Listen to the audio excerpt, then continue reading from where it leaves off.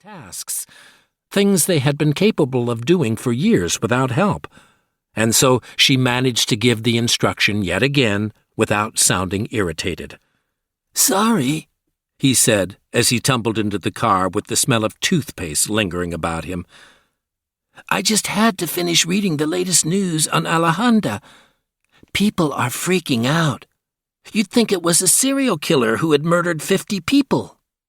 Annika was touched by the implicit loyalty, the practically adult concern in her son's voice, but as a matter of principle, she never discussed ongoing cases with anyone besides her colleagues. So she put the car in reverse and said, "Today's the day you find out."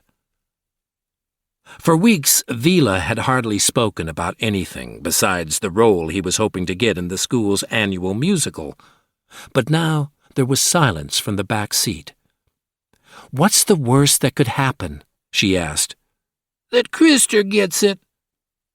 After a brief pause, he added, "But if I don't get it, I suppose it doesn't matter who does. So I guess the worst that could happen is not to get any role at all." Annika fought the desire to say something encouraging, or to comfort him in advance, but she was able to keep her mouth shut, and finally Villa took care of it himself. "But if that happens, I'll probably get one next year. And it might be good for my final marks not to spend all that time rehearsing." Annika smiled. It was possible that she had made one of her life's few catastrophic decisions the day she had said yes to the children's father, but the outcome, 2 incredible kids, meant she had never truly regretted it. "What's the worst that could happen?" Annika asked 20 minutes later, after dropping off Vila in front of the school.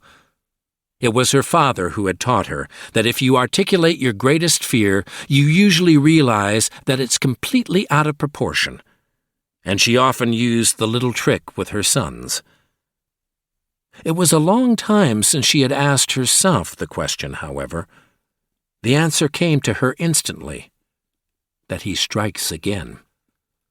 Although a whole evening and night had passed without the dreaded call from the dispatcher, she knew that this worst-case scenario could not simply be written off as a pessimistic exaggeration. But now that she allowed herself to dwell on it, she realized that she could, in fact, live with it. In the police force, you did not make it to the top without learning that life was a fickle affair. No matter how hard she and